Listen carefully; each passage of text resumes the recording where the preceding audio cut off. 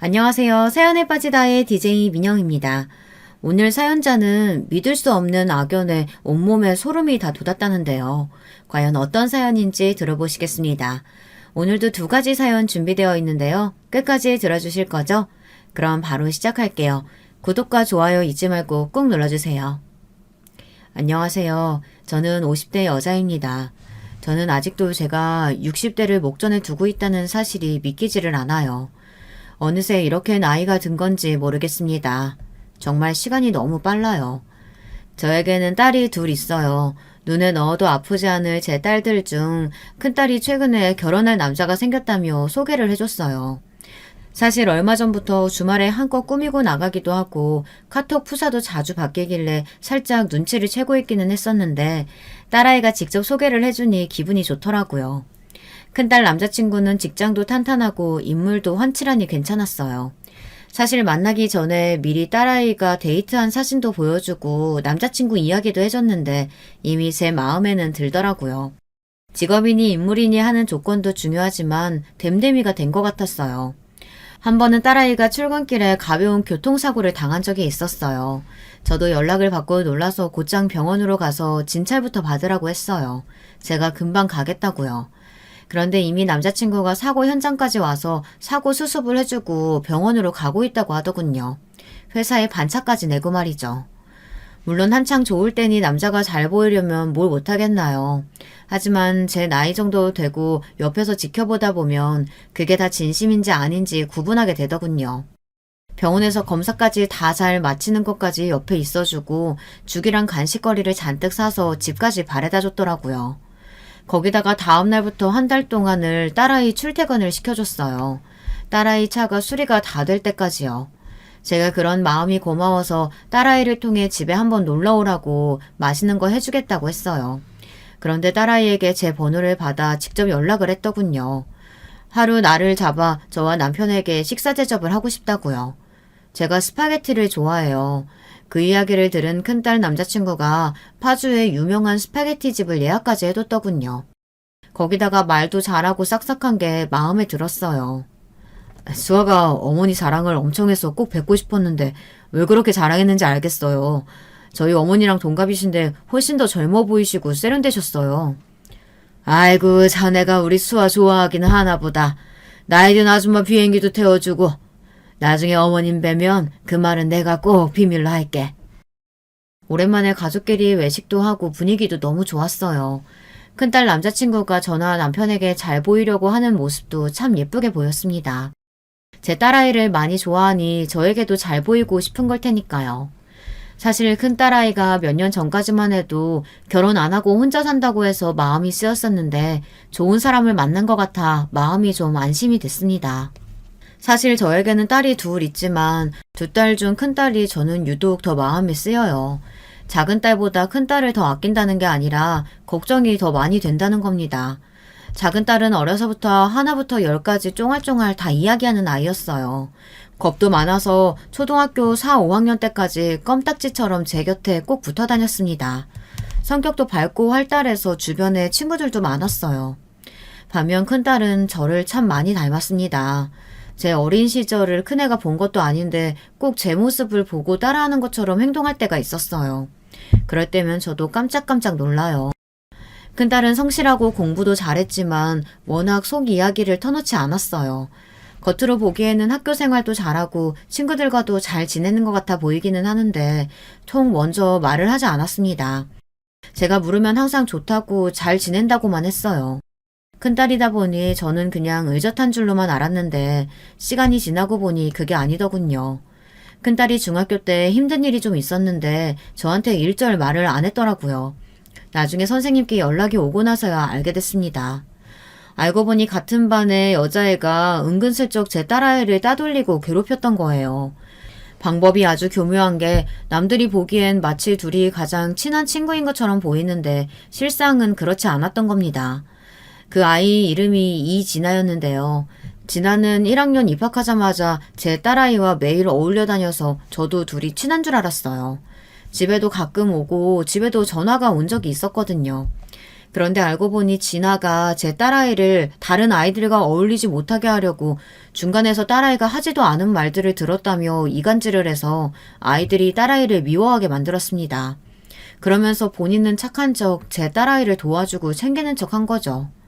사실 저도 전혀 알 수 없었던 게 제 딸을 괴롭혔다는 애가 제가 아는 애였어요. 초등학교 때부터 같은 아파트에 살았던 애였는데 길에서 보면 인사도 잘하고 아침에 등교할 때가 되면 우리 집 초인종을 누르기도 했습니다. 저희 딸아이에게 학교에 같이 가자고요. 수아가 워낙 착해서 애들이 다 수아 좋아해요. 애가 워낙 밝고 말도 잘하길래 예뻐서 저는 집에 들어와서 밥도 좀 주고 간식도 챙겨주고 했어요.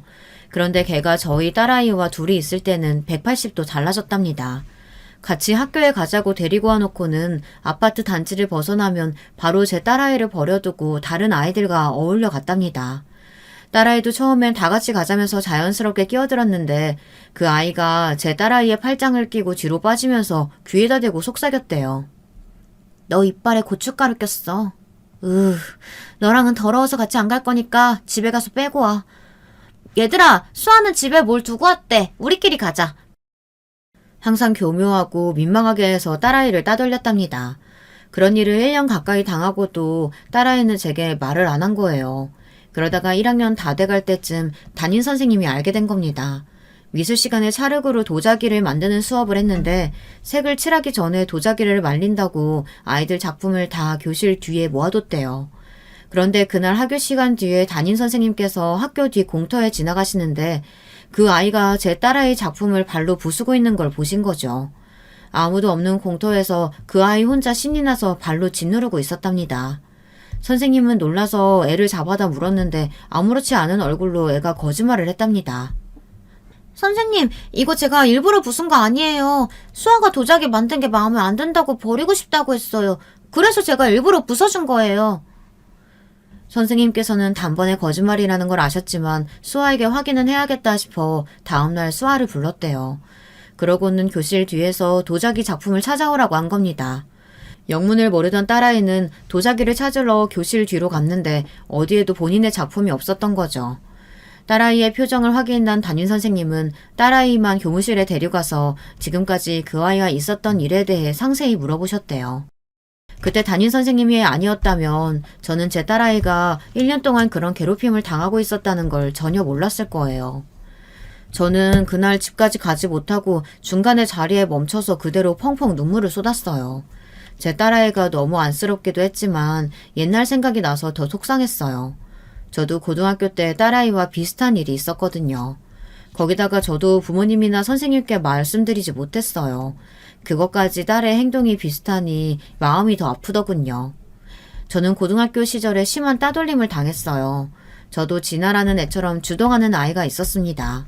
영숙이라는 애였는데 지금 생각하면 저보다 키도 훨씬 작고 어리숙하게 생긴 애였는데 왜 그런 애한테 당했는지 모르겠어요. 처음엔 영숙이와 친하게 지냈어요. 1학년 들어가자마자 자리도 가깝고 좋아하는 가수도 똑같아서 매일 쉬는 시간마다 같이 노래를 따라 부르고는 했습니다. 그런데 알고 보니 영숙이네 집이 저희 집과 가까웠어요. 학교 앞에서 걸어서 10분 거리에 있는 동네였는데 우연히 저녁 때 엄마 심부름을 가다가 영숙이를 만났습니다.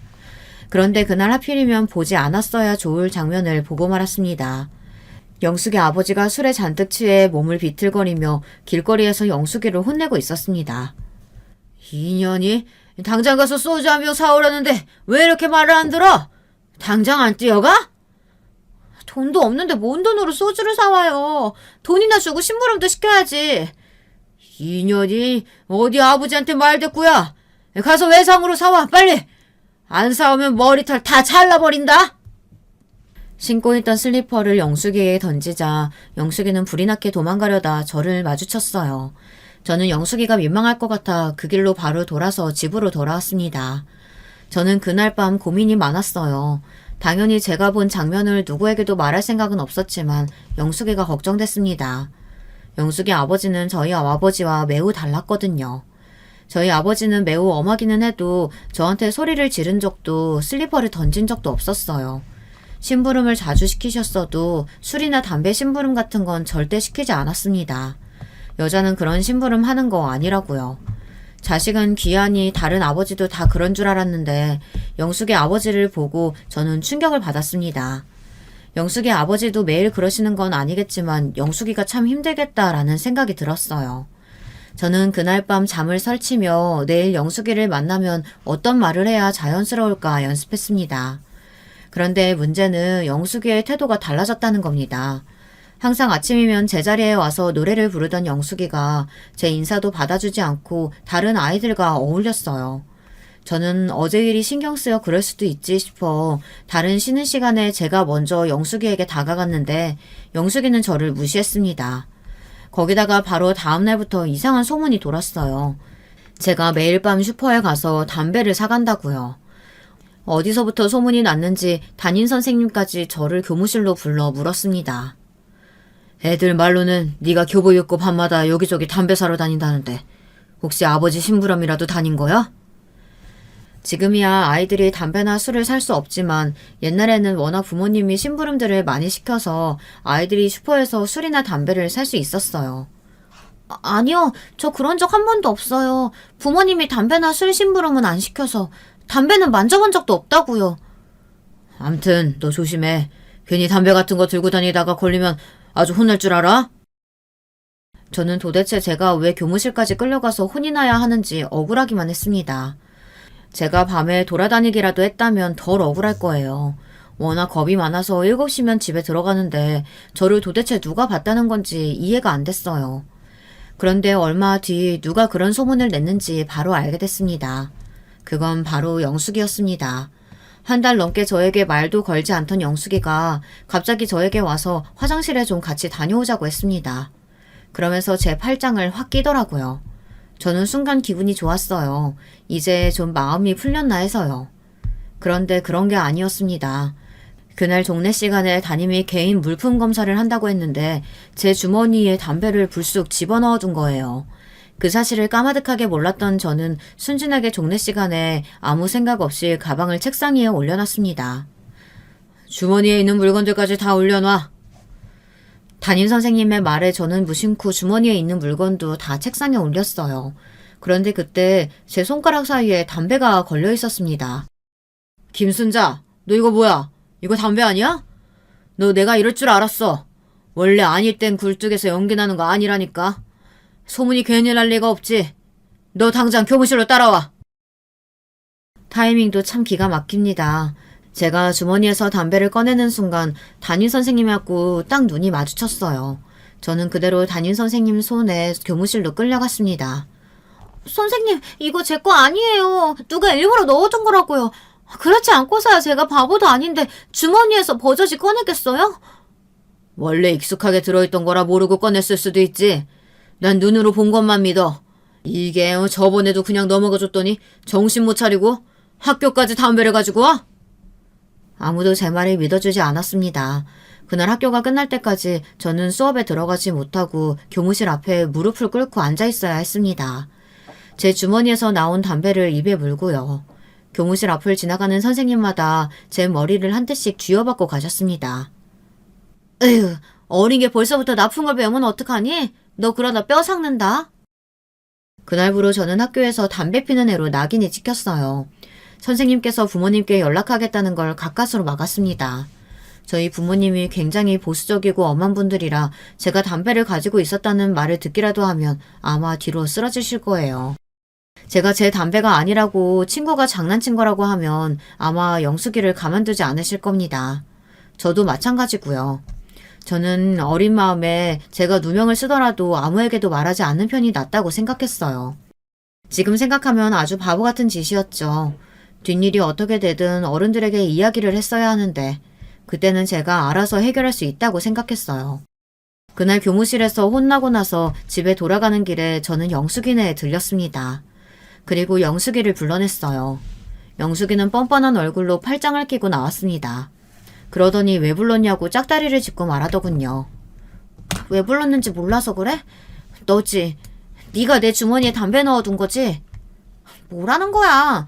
네가 담배 가지고 있다가 들켜놓고 어디서 생사람을 잡아? 영숙이녀는 뻔뻔하게 잡아댔습니다. 제 주머니에서 나온 담배가 제 거라네요. 마음 같아서는 그대로 영숙이 년에게 달려들어 머리털을 다 쥐어뜯고 싶었어요. 지금 같으면 생각만 할 게 아니라 정말로 달려들었겠지만 그때는 제가 참 용기가 없었습니다. 영숙이 너 진작부터 물어보고 싶었는데 나한테 왜 이러는 거야? 우리 원래 제일 친한 친구였잖아. 친구? 착각하지 마. 난 너랑 친구라고 생각한 적 한 번도 없는데? 교무실에서 말도 안 되는 일로 혼나고 영숙이네 오는 길에 혼자 화가 나서 씩씩거리기는 했지만 저는 일말의 기대를 하고 왔습니다. 영숙이와 다시 좋게 풀어줄 수도 있지 않을까 하고요. 그런데 영숙이는 제 기대를 무참히 짓밟았습니다. 저를 친구로 생각한 적이 한 번도 없다네요. 그날 저는 아무 말도 하지 못하고 집으로 돌아왔습니다. 그날 밤이 저는 아직도 기억나요. 누가 들을세라 혼자 방 안에 들어와 이불을 뒤집어 쓰고 엉엉 울었습니다. 선생님에게 오해받고 다른 선생님들에게 머리를 맞은 것보다 영숙이의 말이 더 슬펐습니다. 저는 영숙이가 저에게 아무리 못되게 굴어도 함께 학교에 가고 좋아하던 노래를 부르던 그때의 추억이 생생하거든요.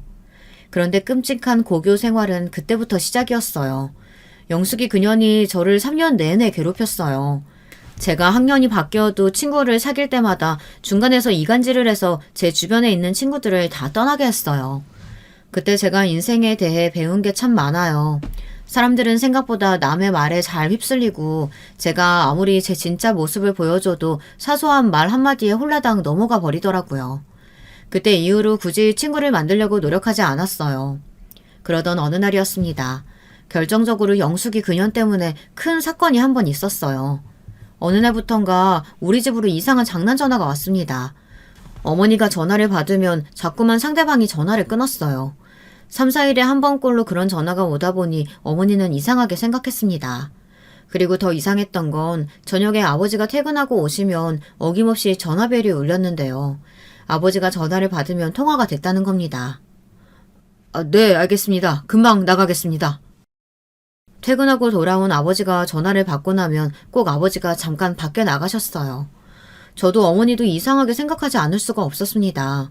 저나 어머니가 전화를 받으면 말없이 끊는 전화가 수도 없이 오는데 아버지가 받으면 이야기를 나누고 결국엔 아버지가 잠깐 회사 사람들이 동네에 찾아와서 나간다고 하셨으니까요.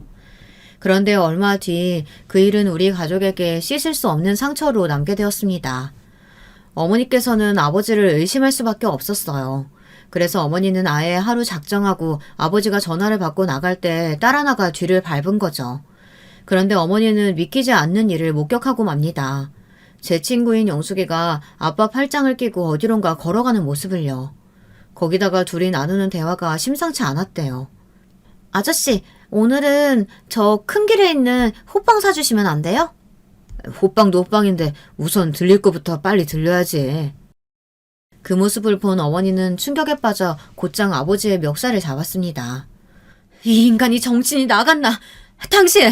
이 늦은 시간에 이 어린애랑 뭐 하는 거야? 얘 우리 순자 친구인 거 몰라? 뭐?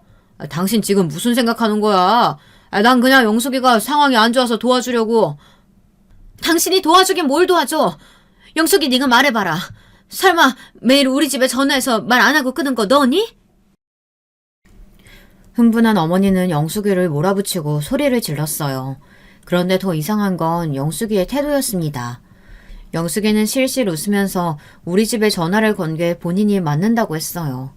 영숙이의 태도에 화가 난 어머니는 지금 설마 웃는 거냐고 소리를 버럭 질렀대요. 너무 화가 나서요. 그때 아버지께서 어머니를 말렸습니다. 당신 지금 애한테 뭐 하는 거야?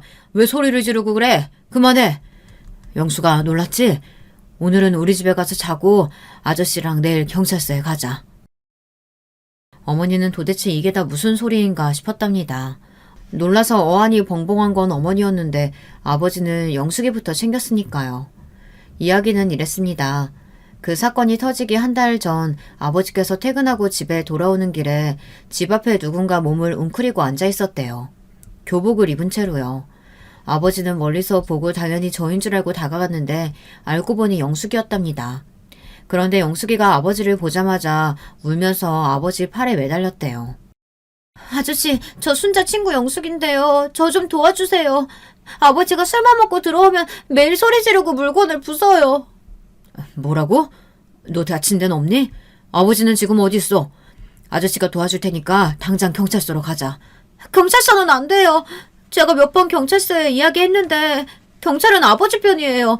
제가 사정을 이야기해도 금방 아버지한테 연락해서 저 데리고 가라고 했어요.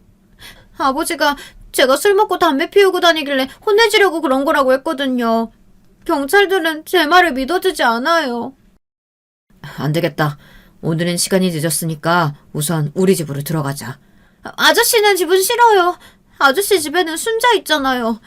순자가 저 이렇게 사는 거 애들한테 말하면 전 학교에서 따돌림이나 당한다고요. 우리 순자 그런 애 아니야. 내가 순자한테 잘 이야기할 테니까 들어가자. 아버지께서는 영숙이를 데리고 집에 오려고 몇 번이나 이야기했지만 영숙이는 버티고 서 있었답니다. 그러더니 한다는 소리가 기가 막혔어요. 아니에요. 아저씨는 순자를 잘 몰라서 그래요. 저번에 순자가 자기 담배를 제 주머니에 넣어서 제가 얼마나 당황했는데요. 그 일로 저는 교무실까지 끌려갔다고요. 뭐야? 우리 순자가 담배를 피운다는 말이니? 너 지금 그 말 진짜야? 아버지는 담배라는 소리에 화들짝 놀라 영숙이를 다그쳤답니다. 하지만 여우 같은 영숙이 년은 당황한 척하며 실수로 말한 것처럼 굴었대요.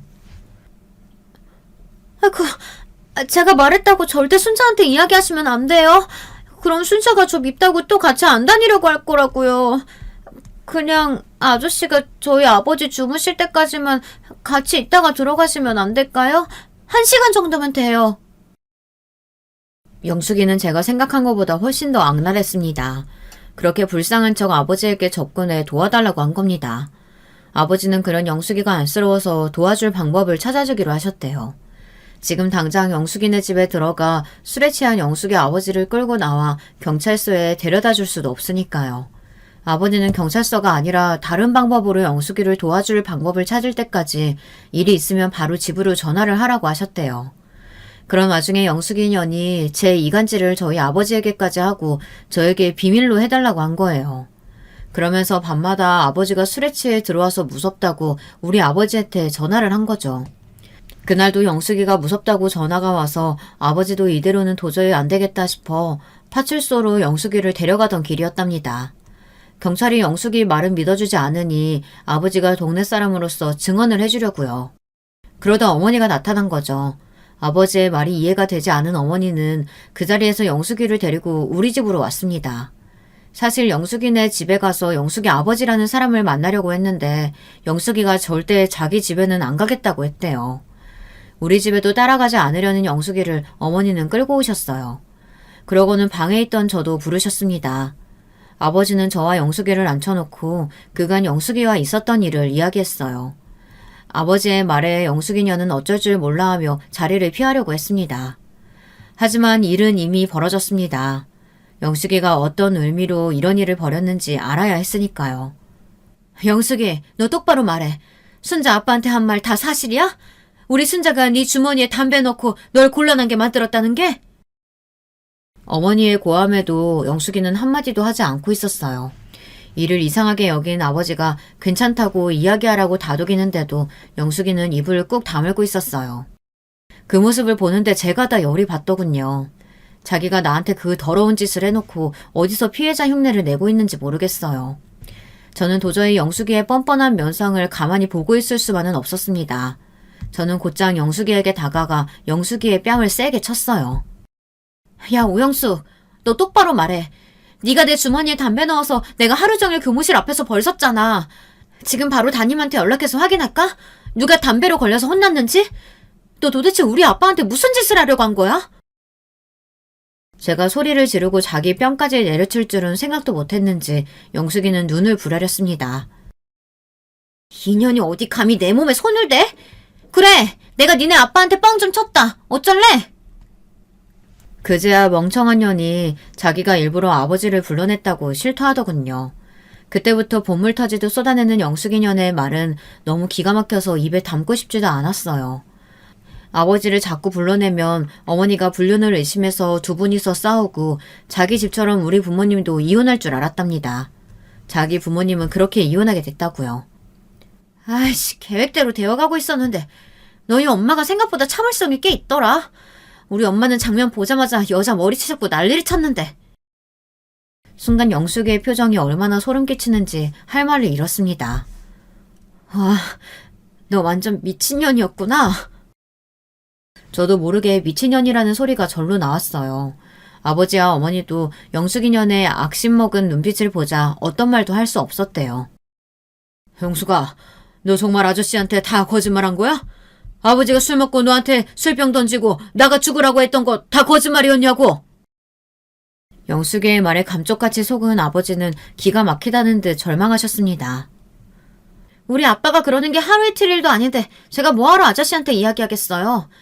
저는 그냥 순자년이 행복하게 사는 꼴이 재수없어서 좀 골려주러 간 거예요. 사는 게 너무 심심해서.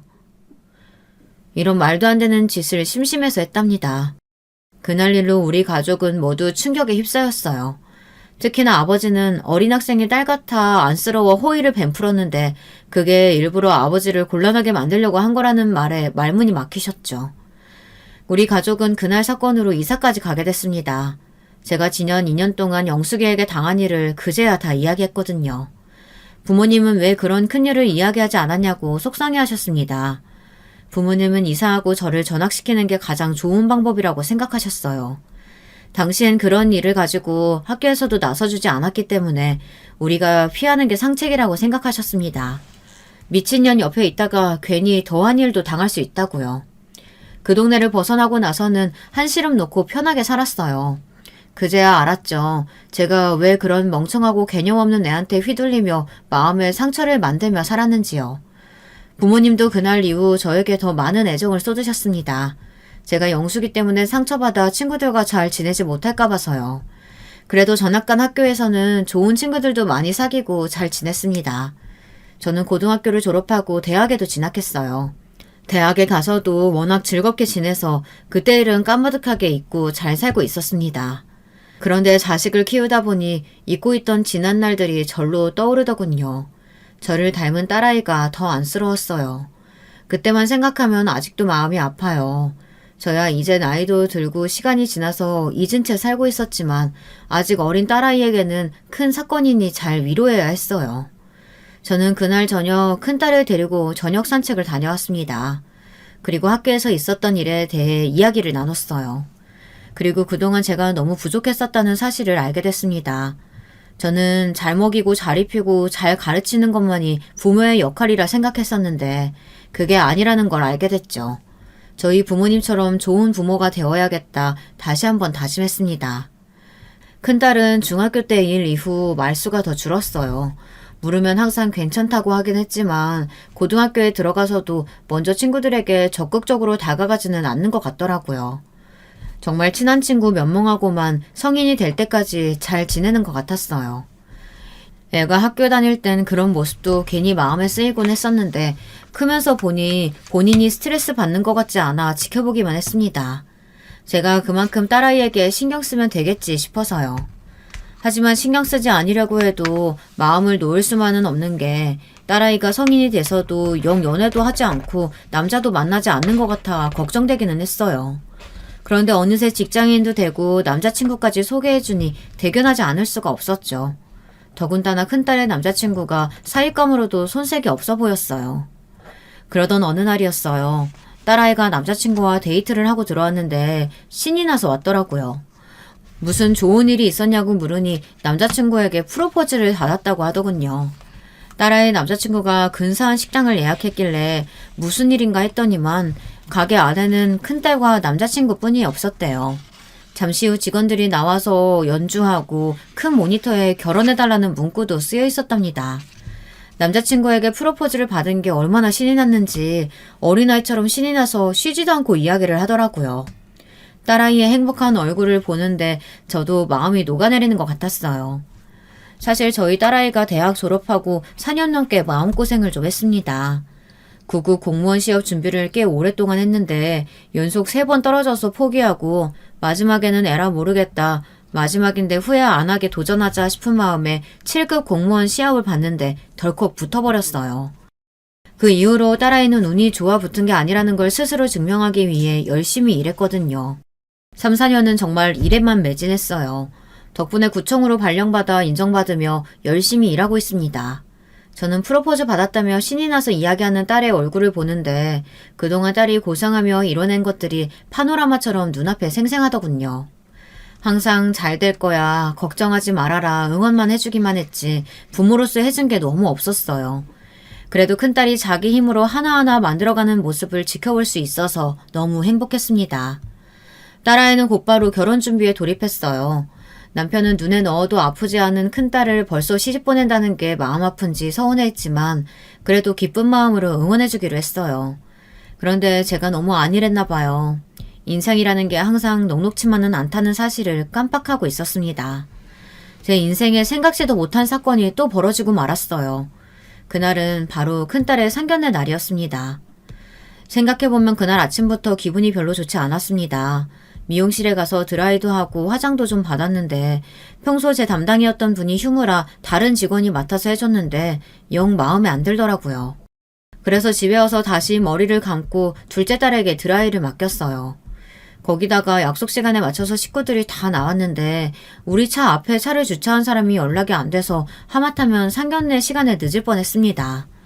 사돈딸 분들과 처음 만나는 자리였는데 약속 시간에 간당간당하게 도착해버려서 저와 남편은 예약된 식당 문을 열고 들어가면서 연신 고개를 숙이고 들어갔어요.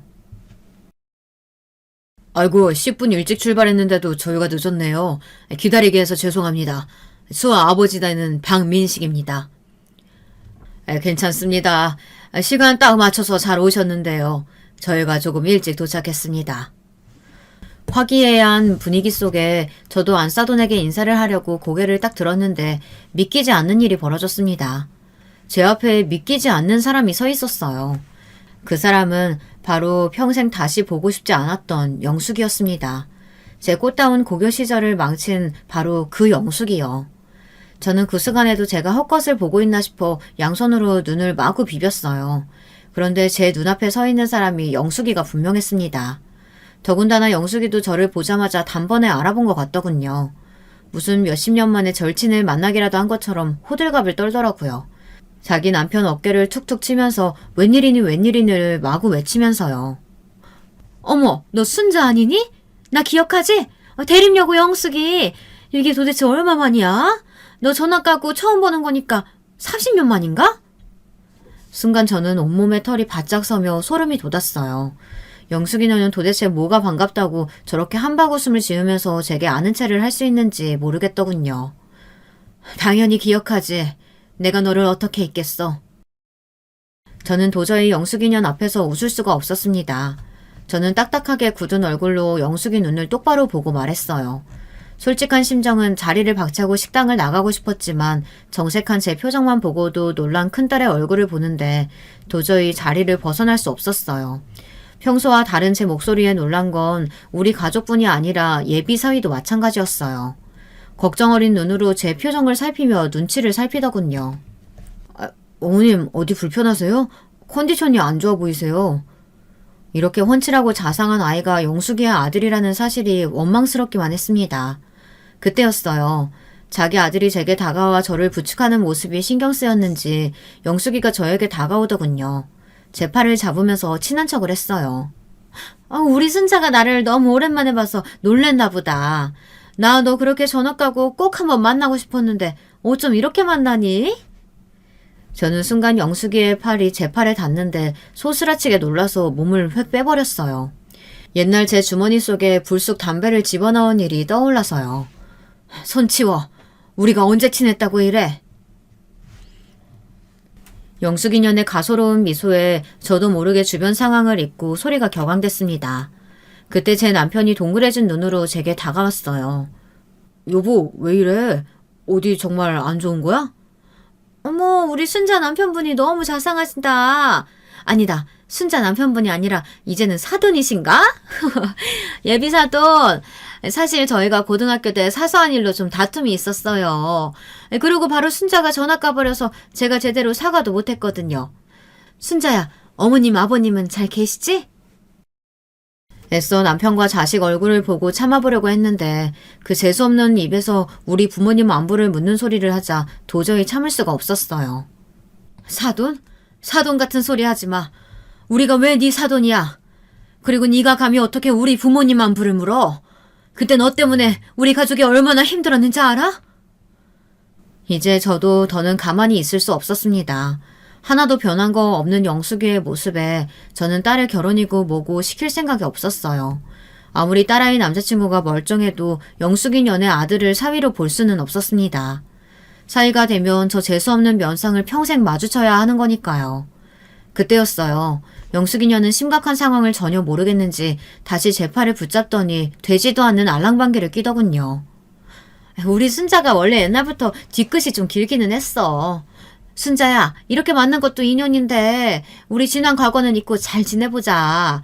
내가 앞으로 잘할게. 순간 정말 제대로 눈이 돌더군요. 자기가 한 짓을 반성은커녕 뭘 잘못했는지도 모르는 것 같았습니다. 저는 제 팔을 잡는 영숙이의 어깨를 세게 밀치고 뺨을 올려붙였어요. 짝 소리가 나자 그 자리에 있던 모든 가족들이 놀라서 저를 바라봤습니다. 아! 야! 너 지금 뭐 하는 거야? 어릴 때 내가 한 번 맞아줬다고 네가 뭘 해도 되는 것 같아? 내가 이 정도로 받아줬으면 적당히 해야지. 자식들 앞에서 뭐 하는 거야? 너야말로 자식들 앞에서 부끄럽지도 않아? 내가 여기서 네가 나한테 무슨 짓 했는지 다 까발려줄까? 얼씨구, 내가 뭘 얼마나 잘못했다고 그래? 학교 다닐 때도 더럽게 소심하더니만 나이 들고도 철도 하나도 안 든 것 봐. 어릴 때 일 가지고 쪼잔하게 정말 왜 이래? 엄마, 그만해. 도대체 어머님이랑 무슨 일이 있었던 거야? 어머님, 무슨 일인지는 몰라도 죄송해요. 오늘은 그만 돌아가시고 제가 다시 인사드리겠습니다. 사람은 역시나 변하는 게 아니에요. 영숙이녀는 제가 뺨을 올려붙이자 곧바로 화르륵 열을 내며 제게 말을 쏘아붙였습니다. 그 상황에서도 당황하지 않고 저나 영숙이를 진정시키는 영숙의 아들이 대견했지만 저는 이 상황을 도저히 인정할 수 없었어요. 됐어. 나도 더는 할 말 없으니까 그만 돌아가자. 그리고 이거 하나만은 확실하게 하지. 내 사전에 절대 우리가 사돈이 되는 일은 없을 거야. 이 결혼 없던 걸로 할 테니까 그런 줄 알아. 저는 그대로 딸아이 손을 잡고 식당을 나왔습니다. 당황한 남편과 둘째 딸도 제 뒤를 따라왔고요. 잠시 뒤 주차장까지 따라온 딸 남자친구가 저를 붙잡으려 했지만 저는 매몰차게 돌아섰어요. 아무리 아까워도 할 수 없죠. 영숙이년 아들이면 저에게 원수나 다름없으니까요. 그날 집에 돌아와 저는 가족들을 앉혀놓고 저와 영숙이 사이에 있었던 일을 설명했습니다. 물론 제가 겪은 일이다 보니 제가 감정이 격앙돼 너무 제 입장만 이야기했는지도 모르겠어요. 하지만 하나만은 확실합니다. 영숙이 년과 절대 사돈이 될 수는 없었어요. 제 이야기를 다 들은 큰딸은 고개를 푹 숙였습니다. 무슨 이야기인지 알겠어. 당신도 그 어린 나이에 마음고생 많이 했겠네. 그런 몰상식한 사람과 웃으면서 사돈으로 지낼 수는 없지. 남편은 저를 이해해줬습니다. 하지만 저는 고개를 푹 숙인 큰딸이 마음에 걸렸어요. 수아야, 엄마가 미안해. 네 남자친구도 있는 자리에서 그렇게 감정적으로 굴면 안 되는 거였는데 엄마도 너무 화가 나서 어쩔 수 없었어. 저는 딸이 저에게 화를 내거나 제 말대로 못하겠다고 하면 어쩌나 걱정이 됐습니다. 남자친구를 포기할 수 없다고 엄마가 좀 포기하라고 하면 제가 뭐라고 해야 하나 고민이 됐죠. 사실 그렇잖아요. 이건 순전히 제 일인데 저의 캐캐묵은 지난 일 때문에 사랑하는 아이들을 때려놓는다는 건 제 이기심이니까요. 아니에요, 엄마. 나도 중학교 때 이진아 걔 때문에 너무 힘들었잖아. 누구보다 엄마가 얼마나 힘들었는지 내가 제일 잘 알아. 나도 만약 내 자식이 이진아 자식하고 결혼한다고 하면 절대 허락 못해. 제 자식이지만 참 마음이 깊고 넓어요. 저보다도 더 어른 같았습니다. 딸아이는 남자친구와 헤어지겠다고 했어요. 저는 딸아이가 남자친구와 헤어지겠다는 말을 뱉었을 때 순간 가슴이 찔이 나렸지만 참아야 했어요. 그녀는 다름 아닌 영숙이었으니까요. 저는 말없이 딸아이를 안아주었습니다. 그리고 둘이 한참 동안 눈물을 훔쳤어요. 그렇게 딸아이의 결혼은 하지 않는 걸로 일단락이 되었습니다. 딸아이가 남자친구에게 연락했다고 하더군요. 그런데 얼마 뒤 딸아이의 남자친구가 집으로 찾아왔습니다. 너무 놀란 게 들어오자마자 제 앞에 무릎을 꿇더군요. 어머니, 저희 어머니에게 지난 이야기 대략 들었습니다. 어머님이 학창시절에 저희 어머니 때문에 얼마나 힘드셨을지 저도 너무 이해돼요.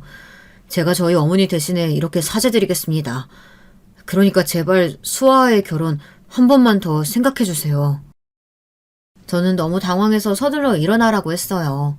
제가 사과를 받고 싶은 건 절대 영숙이의 아들이 아니었어요.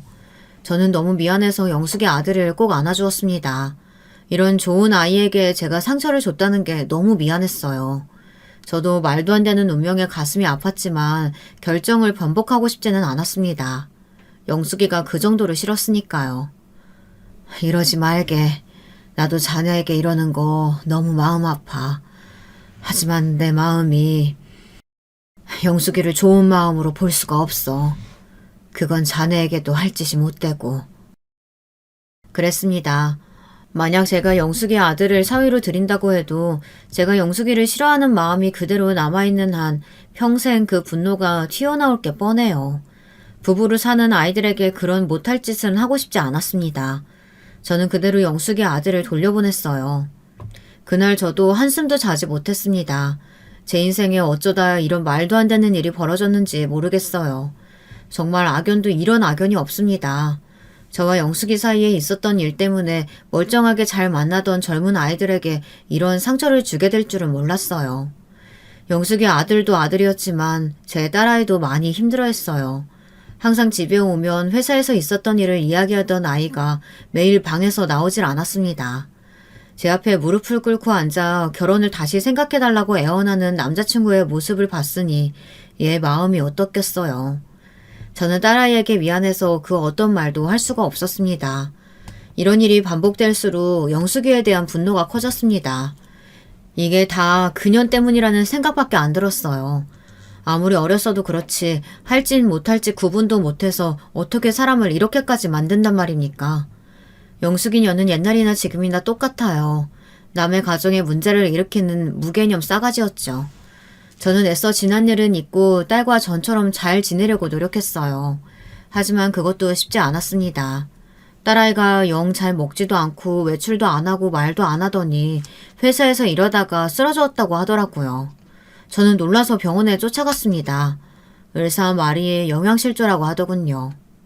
환자분이 최근에 심하게 다이어트를 한다거나 견디기 힘들 정도의 안 좋은 일을 겪으셨나요? 현재 검사 결과로는 위에 거의 음식물이 없어요. 탈수도 심한 거 보니까 물도 안 마신 것 같고요. 저는 의사의 말에 너무 충격받아 그대로 바닥에 주저앉았습니다. 매일 딸아이가 힘이 하나도 없이 집에 들어와 밥 먹고 왔다고 하면 그런 줄 알았어요. 아침에도 밥상을 차려줘도 영 손을 안 대길래 좀 먹으라고 다그치기만 했습니다. 한순간에 사랑하는 사람을 잃은 아이의 심정은 생각도 안 하고요. 저는 가슴이 미어진다는 게 무슨 말인지 바로 알았습니다. 바로 그때의 감정이 그랬으니까요. 응급실 침대에 누워있는 딸아이의 얼굴을 보는데 심장이 떨어져 나간 것 같았어요. 그런데 그때였습니다. 제 핸드폰이 울렸어요. 모르는 번호라 받지 않으려다가 전화를 받았습니다. 그런데 그 전화는 바로 영숙이에게 온 전화였어요. 타이밍도 기가 막혔습니다. 저는 짜증스러운 목소리로 왜 전화했느냐고 소리부터 질렀어요. 그러자 차분한 목소리로 영숙이가 저를 보고 싶다고 하더군요.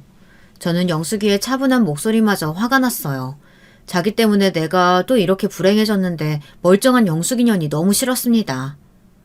나 지금 내 딸 쓰러져서 병원 응급실에 와 있어. 니년 때문에 내 딸이 식음을 전폐해서 병원에 누워있다고. 저는 화가 나서 저도 모르게 눈물을 쏟으며 소리쳤습니다. 저는 당연히 영숙이년도 저처럼 소리를 지를 줄 알았어요. 그게 왜 자기 탓이냐고요.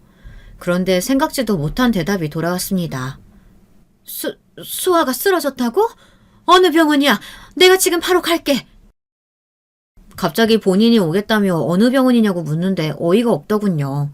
저는 네가 여길 왜 오냐고 소리쳤지만 영숙이는 여전히 가라앉은 목소리로 한 번 더 어느 병원인지 물었어요. 안 그래도 저에게 할 말이 있어서 만나자고 하려고 했다고요. 잠시 뒤 영숙이는 정말 병원에 찾아왔습니다. 응급실에 들어온 영숙이를 보고도 저는 아는 체 하지 않았는데 영숙이는 한참을 우리 딸 얼굴을 바라보더니 주사가 다 들어갈 때까지만 본인에게 시간을 좀 내달라고 하더군요. 저는 한숨을 크게 내쉬고 영숙이를 따라 나갔습니다. 둘이 작은 벤치에 나란히 앉았어요. 반대편 문에 비친 모습이 어느새 둘 다 쭈글쭈글 할머니가 되어 있었습니다. 그런데 영숙이가 갑자기 제 앞에 무릎을 꿇고 앉았어요. 숙자야, 미안해. 저번엔 너한테 괜히 자존심 부리면서 헛소리 했지만 나 사실 최근에 너 찾으려고 했어. 죽기 전에 꼭 너한테 사죄하려고. 순간 떨리는 영숙이의 목소리에 저는 가슴이 떨리기 시작했습니다. 죽기 전이라니, 너 무지 건강해 보이거든? 저는 괜히 떨리는 목소리를 숨기기 위해 더 목소리에 힘을 줬어요. 그때였어요. 영숙이가 믿기지 않는 소리를 했습니다. 나 사실 3개월 남았대. 나 작년에 췌장암 말기 진단받아서 수술도 안 된다는 거 우리 아들이 우겨서 수술했어.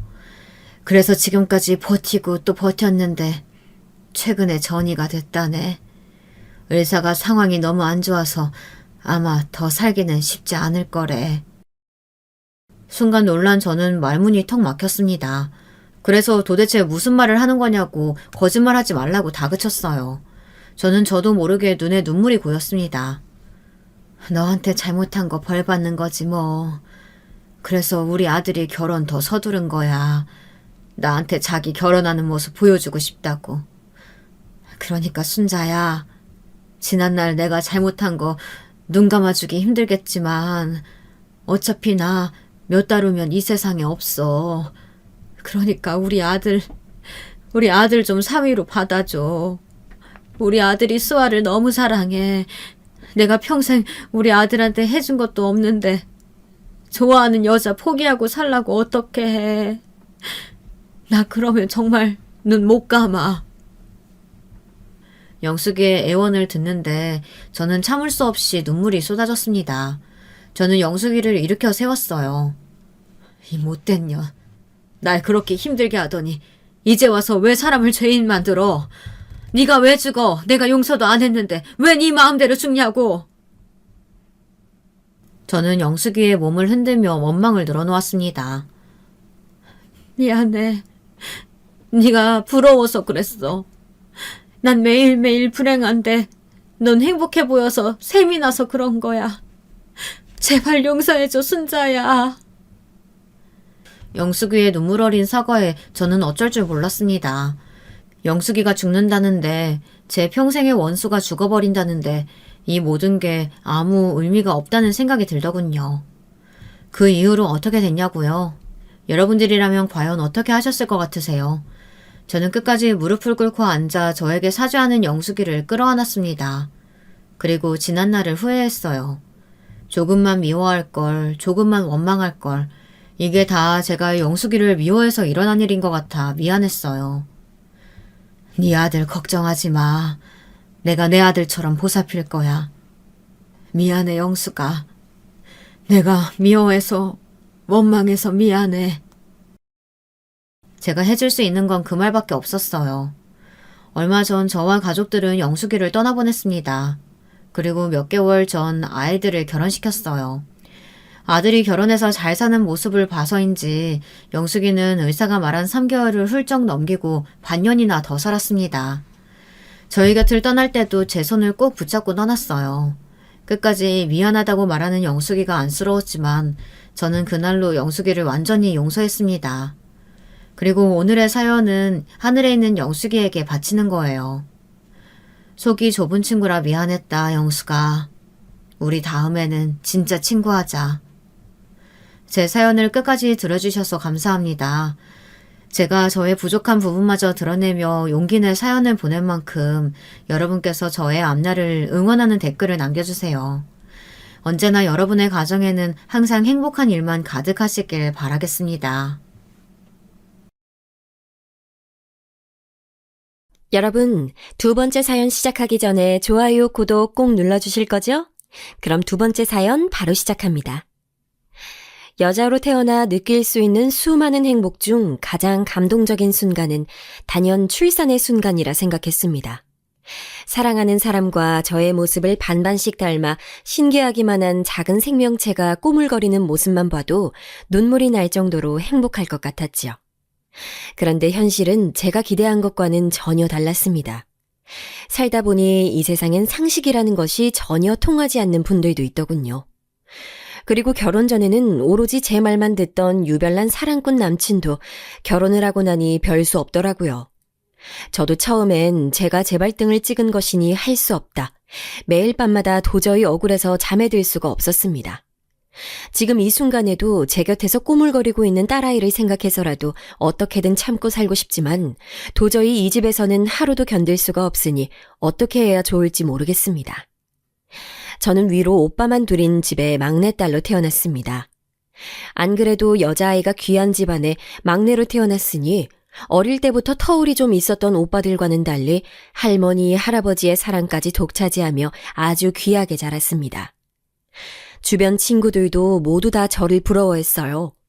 인자한 성품에 경제력까지 가지신 부모님과 제 말이라면 하늘에서 별도 따다 줄 것처럼 구는 오빠들까지 저는 행복했습니다. 하지만 때론 한 번씩 그런 저를 시기하여 대놓고 괴롭히려고 하는 애들도 있었어요. 중학교 때는 자꾸만 일진 아이들의 표적이 되곤 했었는데 처음엔 준비물을 멋대로 빌려가서 돌려주지 않거나 화장실 앞에 줄을 서 있으면 일부러 제 앞으로 와서 새치기 하는 정도였습니다. 선생님에게 이르기에는 별거 아닌 것처럼 아주 교묘하게요. 그런데 3학년에 올라갔을 때쯤에 일이 터졌습니다. 아버지께서 유럽으로 출장을 가셨다가 오시며 사다 주신 가방을 메고 다녔었는데 수업이 끝나고 하교를 하던 저를 일진 애들이 데리고 으슥한 골목으로 끌고 가 다짜고짜 가방을 빼앗아 뒤집어 안에 물건들을 바닥에 던져 놓았습니다. 뭐야? 생각보다 돈도 없네? 비싼 가방을 들고 다니길래 당연히 돈도 많겠지 싶어 뒤졌는데 별거 없다며 이 가방 짜가 아니냐면서 저들끼리 낄낄거리며 욕도 하더니 손을 들어 보이며 손찌검을 할 것처럼 하더군요. 저는 처음으로 제 주변을 둘러싸고 있는 아이들이 무서웠습니다. 학교 안도 아니었고 지나가는 사람도 없는 한적한 곳이었으니 어딘가로 도움을 청할 수도 없었죠. 그래도 이대로 당하고 있을 수만은 없었습니다. 한번 당해주고 넘어가면 앞으로도 계속 만만하게 생각할 게 뻔했으니까요. 저는 가방을 돌려달라고 소리를 질러보려 했지만 저도 모르게 목이 메며 울먹이게 되더군요. 일진 아이들이 제 목소리를 가지고 또 시시덕거리며 놀려댔어요. 그 순간 제 교복 치마 안에 있던 휴대폰이 떠올랐어요. 학교에서는 휴대폰 사용이 금지였지만 저희 부모님께서는 그래도 가지고 다녀야 한다며 몰래 교복 치마 안에 넣어 다니게 하셨죠. 저는 곧바로 휴대폰을 꺼내 그 자리에서 경찰에 신고를 냈고 잠시 뒤 출동한 경찰들에 의해 다 함께 근처 파출소로 가게 됐습니다. 피해자 1명에 가해자가 5명이나 되는 사건이다 보니 일은 삽시간에 커졌고 학교 담임선생님, 학생부장 선생님, 그리고 아이들의 부모님들까지 모두 다 파출소로 오게 됐어요. 저는 그날 언제나 인자하고 차분하기만 하셨던 저희 부모님의 새로운 모습을 보고 말았습니다. 우리 딸, 무슨 일이야? 어떤 놈들이 우리 딸 괴롭혔어? 너야? 너야?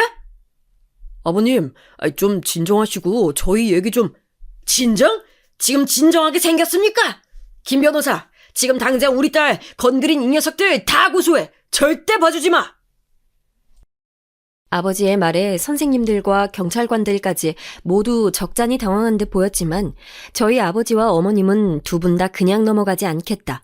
이대로 미비한 처벌로 대충 넘어가려고 했다가는 언론에까지 보도하겠다며 학생부장 선생님께 내일 당장 교장 선생님을 만나 뵈러 학교에까지 찾아가겠다 하셨죠. 바로 몇 시간까지 제 가방이 짜가 아니냐며 시시덕거리며 비웃었던 아이들은 하나둘 어깨를 웅크리며 울먹이고 있었고 몇몇은 제 부모들에게 붙들려 갖은 험한 소리를 듣고 있었습니다. 그날 이후 학교에서는 제가 무슨 재벌가의 막내딸인 것처럼 소문이 났고 일진이든 동네 날라리든 아무도 저를 건드리지 않았습니다. 오히려 고등학교에까지 소문이 나서 졸업할 때까지도 편하게 생활할 수 있었습니다. 그렇게 저는 다른 것에는 신경 쓸 것 없이 공부에만 열중할 수 있었어요. 저는 적당히 제가 원하던 대학에 붙었고 역시나 그렇게 제 인생은 순탄하게 흐르는 잔잔한 바다처럼 탄탄대로로 흘러가는 듯 보였습니다. 그런데 부모님의 울타리를 벗어나 대학에 딱 들어오니 지금까지의 학창시절과는 또 다르더군요. 저는 태어나 남녀차별이라는 것을 처음 경험해 보았습니다.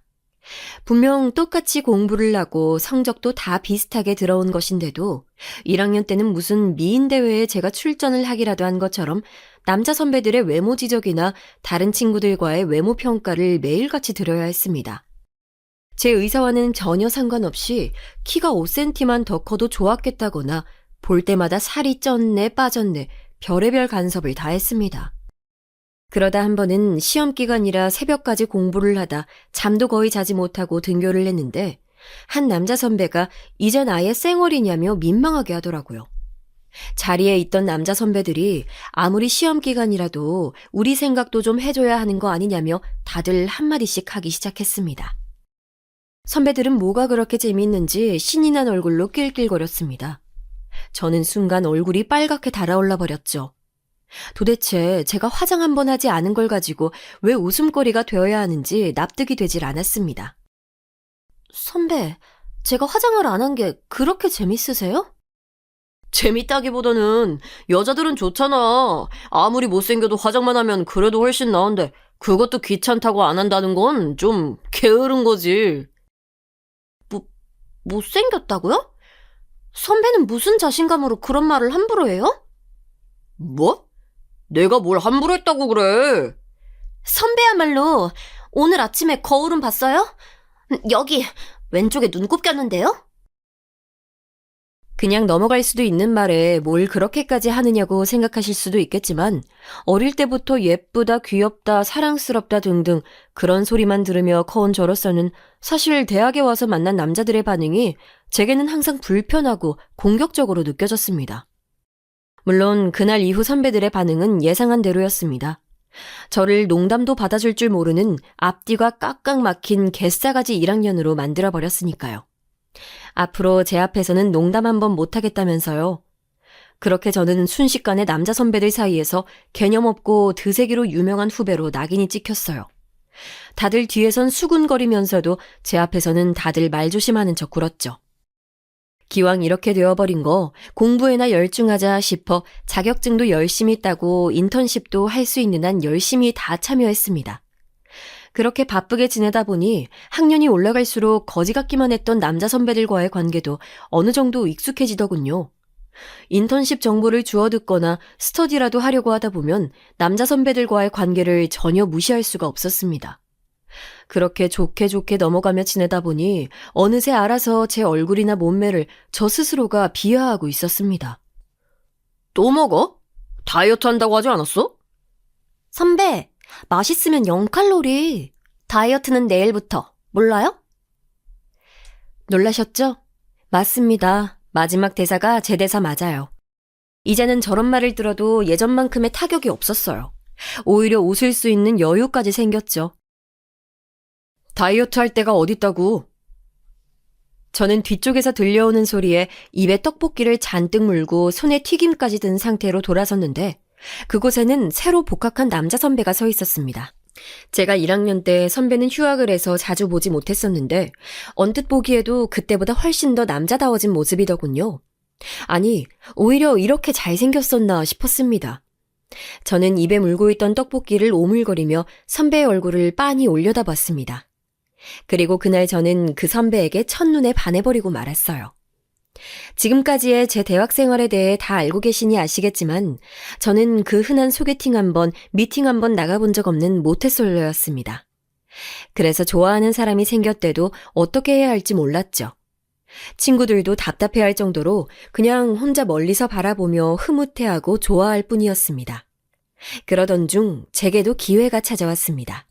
선배가 하고 있다던 봉사 모임에 가입하고도 별다른 이벤트가 없어 지켜만 보고 있었는데 이번에야말로 선배와 함께 봉사활동 모임이 잡힌 것이었습니다. 봉사 장소는 버스까지 대절하고 가야 할 만큼 장소가 멀었는데 저는 친구들의 짐까지 모두 다 실어주면서까지 버스 밖에서 기다리고 있다 선배가 인원 체크를 하고 버스에 올라타는 것을 확인하고는 후다닥 빠르게 달려들어 선배의 옆자리를 사수했습니다. 역시나 선배는 제가 생각한 대로 좋은 사람이었습니다. 다른 선배들처럼 시답지 않은 농담 같은 건 절대 하지 않았고 매사에 진중하고 저를 배려했습니다. 바로 이런 게 첫사랑이구나 생각할 만큼 가슴이 뛰었죠. 봉사활동은 어르신들이 계신 시설에 청소도 돕고 지원받아온 물건들을 나르는 것이었는데 생전 처음 해보는 일이어서 그랬는지 제가 생각했던 것보다 일이 고됐습니다. 그리고 중간에 비까지 내려 바닥도 미끈거렸죠. 저는 우비를 쓴 채 차로 뛰어가 마지막으로 남은 박스를 들고 나왔는데 사이즈가 큰 우비가 자꾸 흘러내려 앞이 제대로 보이질 않아 병원 바로 입구까지 다 와놓고는 쾅 넘어지고야 말았습니다. 반바지를 입고 있는 상태로 그대로 바닥에 넘어졌으니 무릎이 다 까졌는지 무릎이 욱신거려 일어날 수가 없었죠. 괜찮아? 아, 비는 사랑을 타고 내린다고 했나요? 딱 바로 그 노랫말과 찰떡인 순간이었습니다. 비에 홀딱 젖어 바닥에 넘어졌을 땐 서름이 목 끝까지 차오르더니만 선배의 목소리가 들리자마자 무릎에 느껴지던 통증들이 모두 다 싹 사라지는 것만 같았죠. 저는 괜찮다며 자리에서 일어나려고 했는데 선배가 불쑥 제 앞에 무릎을 굽히고는 앉는 것이었습니다. 엎혀. 어머. 제 머릿속에서는 이미 비가 아닌 폭죽이 연신 터지고 있었습니다. 사실 그대로 일어나 성큼성큼 걸을 수도 있었지만 저는 애써 몸을 베베 꼬며 선배의 넓은 어깨를 잡고 일어나 비에 흠뻑 젖은 등에 엎였습니다. 제 몸도 비에 젖어 물에 넣은 손뭉치처럼 무거울 게 뻔한데도 선배는 조금의 흔들림도 없이 그대로 버스로 저를 업고 올라가 의자에 앉혀주고는 제 무릎부터 살폈습니다. 비에 젖어 더 잘생겨 보이는 선배의 얼굴을 정면으로 마주보고 있어서인지 양쪽 무릎에서 피가 흐르고 있는데도 저는 전혀 통증이 느껴지질 않았습니다. 그리고는 하늘에 대고 연신 감사하다며 손을 모아 인사했습니다. 지금껏 고생스러웠던 대학 생활은 다 잊고 선배와의 행복한 미래만 꿈꾸면서요. 봉사활동을 마치고도 선배가 붙여준 밴드를 양쪽 무릎에 훈장처럼 달고는 선배의 옆자리에 앉아 학교까지 돌아왔습니다. 바닥에 앉아 비를 많이 맞았으니 감기에 걸릴지도 모른다면서 선배는 자신의 카디건까지 덮어주더군요. 이 남자의 매력은 도대체 어디까지일까요? 저는 더더욱 선배의 매력에서 헤어나오질 못했습니다. 그럼에도 용기가 없었던 저는 고백도 하지 못한 채 학교에서도 봉사활동을 할 때에도 언제나 껌딱지처럼 선배의 곁을 맴돌기만 했어요. 저는 수많은 멜로 영화와 연애 소설들을 뒤져 선배의 마음을 잡을 수 있는 고백의 말들을 찾아보려 했었지만 어떤 것도 제 마음을 대신할 순 없는 것 같았습니다. 그렇게 시간만 허비하는 사이 선배의 졸업식이 다가왔습니다. 수업도 친구들과의 수다도 어느 것 하나 귀에 들어오질 않았죠. 그런데 그때 제게 꿈 같은 일이 벌어지고야 말았습니다. 수업이 끝나고 강의실을 나서려는데 강의실 앞에 선배가 저를 기다리고 있었어요. 장미 한 송이와 함께요. 저는 웬 꽃이냐고 물었고 선배는 데이트 신청에 그냥 오는 것은 매너가 아닌 것 같아 꽃을 사왔다고 했습니다. 저는 지금 제가 듣고 있는 말이 꿈인가 싶어 제 볼을 세게 꼬집었습니다. 선배가 제게 데이트 신청을 하다니요. 그대로 친구들의 환호소리와 다른 남자 선배들의 수군거리는 소리를 들으며 저희는 함께 학교를 빠져나왔습니다. 저는 자꾸만 웃음이 나와 선배 얼굴을 올려다보며 배실거리며 웃었습니다. 그런 모습이 귀엽다며 선배도 웃었죠. 그리고 선배가 미리 알아두었다는 이탈리안 레스토랑에 갔습니다. 토마토 스파게티와 리조또를 먹으며 서로의 마음을 확인했어요. 선배도 복학하고 저를 처음 보았을 때 떡볶이를 입 한가득 물고 있던 제가 인상 깊어 그때부터 자꾸만 제가 신경이 쓰였답니다. 그래서 봉사활동을 하러 제가 갔을 때도 선배는 내심 좋았고 옆자리에 함께 앉았을 때도 좋았는데 용기가 없어 지금까지 표현하지 못했다네요. 그러다 졸업이 다가오니 이렇게 밝고 건강한 사람은 놓칠 수 없겠다 싶었다면서 이제야 용기를 내 제게 데이트 신청을 한 거랍니다. 저는 역시나 믿어지지 않았지만 지금 이 순간의 행복을 그냥 만끽하기로 했습니다. 거지 같은 선배들 사이에서 제 대학 생활은 이미 망했다고 생각하고 있었는데 선배와 저의 마음이 통했다는 것에 저는 감복할 따름이었습니다. 그렇게 취업 준비생과 대학 졸업반의 연애가 시작됐고 저희는 나름대로 서로의 위치에서 서로를 응원하며 제가 그토록 꿈꿔왔던 핑크빛 로맨스를 이어갔습니다. 남자친구가 된 선배는 제가 생각했던 모습과 전혀 다른 점이 없었습니다. 역시나 다정했고 차분했으며 항상 제 편이 되어주었죠. 마치 저희 부모님처럼요. 그렇게 행복한 연애를 지속하다 보니 저는 자연스레 예전의 제 모습을 찾아갔습니다. 자존감도 높고 누구보다 제 자신을 사랑하던 저의 모습으로요. 그렇게 저희 두 사람은 성장해 어느새 둘 다 직장인이 되었습니다. 남자친구는 대기업은 아니었지만 그래도 꽤 탄탄한 중소기업에 취직을 했고 저는 대학 때 아르바이트를 하던 학원에 자리가 생겨 학원 강사로 들어가게 됐습니다. 취직도 하고 연애 기간이 길어지니 저는 자연스레 결혼 생각이 들었습니다. 저는 선배라면 평생 행복한 가정을 꾸리고 잘 살 수 있을 것만 같았죠. 그래서 저는 저희 부모님께 결혼 얘기를 꺼냈는데 부모님께서는 지금까지 연애하는 것까진 반대하지 않았지만 사실 선배네 집 환경도 마음에 들지 않고 아직 결혼까지 생각하기엔 조금 빠른 것 같다면서 결혼은 둘만 좋아서 하는 게 아니라 하시며 제가 생각했던 것과는 다른 방향으로 얘기를 하시더라고요. 사실 저는 부모님 반응에 조금 놀랐습니다. 제 생각에 반대하시는 일은 처음 있는 일이었으니까요. 오빠들은 다 알아서 결혼했잖아. 왜 나한테만 안 된대? 네가 오빠들하고 같아?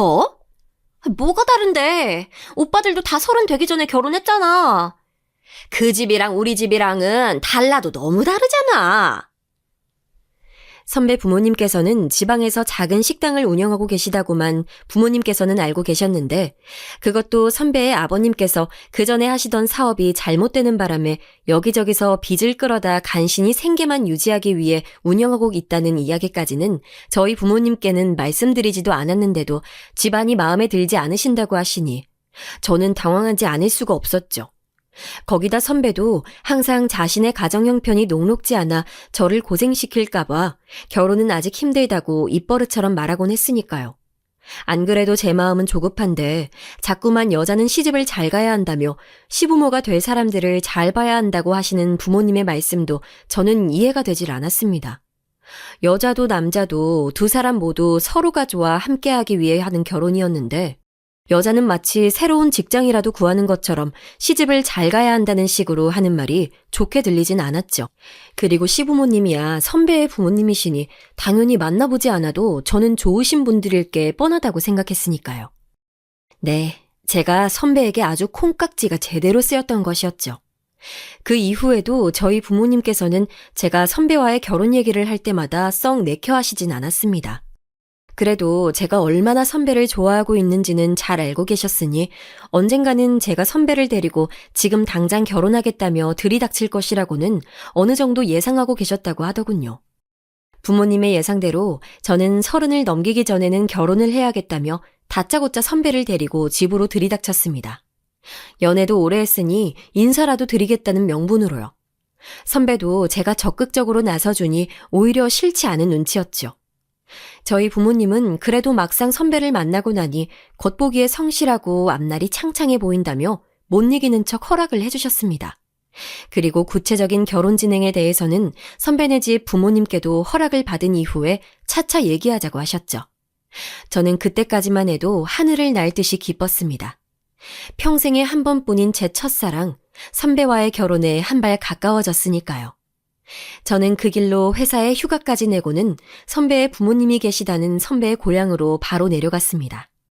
저는 서울을 벗어나 지방까지 고속버스라는 것을 타고 내려가는 것도 처음이었는데 몇 시간을 달려 버스터미널에 내려온 것도 모자라 다시 또 버스를 타고 집 앞까지 들어가야 한다고 하더군요.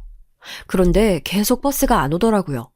저는 무슨 사고가 난 게 아니냐, 무슨 버스가 이렇게 안 오냐며 징징거렸는데 선배는 뭐가 그렇게 재밌는지 소리까지 내며 웃었습니다. 그리고는 여기 버스는 배차 간격이 45분이라 좀 더 기다려야 한다는 것이었습니다.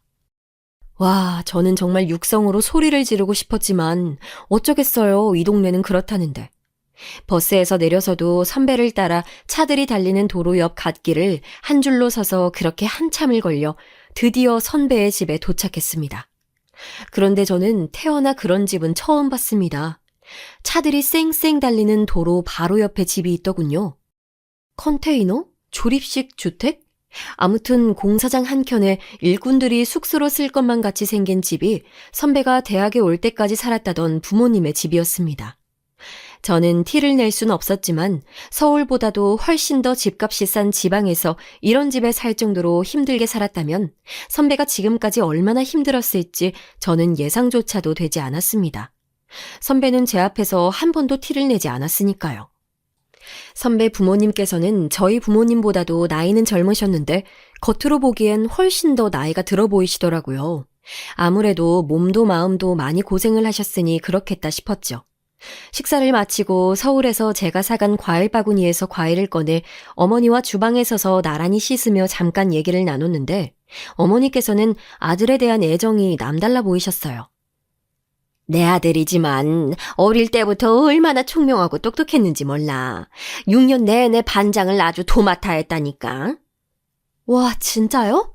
그렇다니까. 이 동네에 그 먼 서울까지 대학 간 애는 우리 아들밖에 없어. 대학 때도 인기 진짜 많았었는데. 선배는 원래부터 멋있었나 봐요. 제 반응에 어머니는 기다리셨다는 듯 우리가 지금은 이렇게 살아도 결혼할 때까지만 해도 이 동네 어디에 큰 전원주택에서 신혼살림을 한 사람들이다. 이런 과일은 원래 잘 먹지도 않았다 하시며 백화점에서 파는 수입 과일만 사다 먹었다고 하시더라고요. 그러니까 지금 우리 이렇게 산다고 너 우리 아들 무시하면 안 돼. 라고 하셨죠. 저는 어른들이 하시는 농담이라 생각하며 단순히 웃어넘겼습니다. 하지만 나중에 저희 어머니께 말씀드렸더니 없는 사람들이 괜한 자존심에 애한테 별소리를 다 한다며 좋아하지 않으셨어요. 그리고는 정말 선배와 결혼을 할 거냐며 너처럼 부모 그늘에서 평생 편하게만 살던 애가 그런 시부모 밑에서 어떻게 살 거냐며 나무라셨죠. 저도 사실 선배의 고향집에 다녀온 이후 고민이 되지 않았던 건 아니었습니다. 하지만 시부모님이 어떻든 간에 1년에 몇 번이나 보겠나 싶었고 결혼은 저와 선배가 하는 것이었으니 선배만 있으면 뭐든지 이겨낼 수 있을 것만 같았죠. 저와 선배는 서로를 진심으로 사랑했으니까요. 그렇게 상견례 날짜가 잡혔고 선배 부모님께서 선배 사시는 곳도 좀 보고 싶다 하셔서 상견례는 서울에서 하게 됐습니다. 저희 부모님께서 자주 식사를 하러 가시는 호텔에서 어른들을 모시고 상견례를 하게 됐는데 이게 웬걸 결혼 준비의 시작인 상견례부터 제가 생각했던 것보다도 훨씬 더 너무 힘들었습니다. 아들들 결혼할 때 보니 그래도 날씨가 따뜻할 때 식을 올리는 게 하객들 모시기에도 좋더라고요. 내년 봄쯤 어떠세요? 아이고, 따님 나이도 있는데 해를 넘기는 것보다야 한 살이라도 어릴 때 하는 것이 애 낳기에도 좋지 않겠어요? 하루라도 빠르면 저희도 좋죠. 그럼 아이들 신혼집은 생각해둔 곳이 있으세요? 안 그래도 오늘 아들내미 월세집 다녀오는 길이에요. 집이 깨끗하고 세간살이도 다 있어서 몸만 딱 들어가면 되겠던데요. 그래도 둘 다 나이도 있고 아이도 낳을 거라면 방이라도 하나 더 있는 곳이 낫지 않을까요? 그거야 지들이 둘이 살면서 차차 늘려가면 될 일이죠. 저희 어머니는 말문이 막히셨는지 깊은 한숨을 몰아쉬시며 앞에 놓인 냉수만 벌컥벌컥 들이키셨습니다. 상황을 가만히 지켜보고 있을 수밖에 없었던 선배도 아무래도 안 되겠다 싶었는지 자신의 직장에서 이율이 낮게 주택자금 대출을 받을 수 있는 방법이 있다면서 제 직장 근처로 저와 함께 알아보면 된다고 서둘러 나서서 얘기를 했습니다. 그러자 선배의 어머님께서 갑자기 버럭하시며 결혼하면 금방 애도 생길 텐데 애엄마가 일을 그만둬야 할 수 있는데 혼자 벌어서 대출은 무슨 대출이냐며 언성을 높이셨습니다.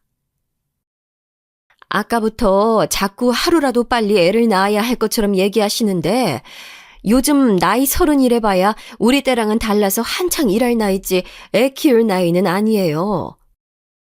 당연히 보통이 아니신 선배 어머니도 절대 지지 않으셨죠.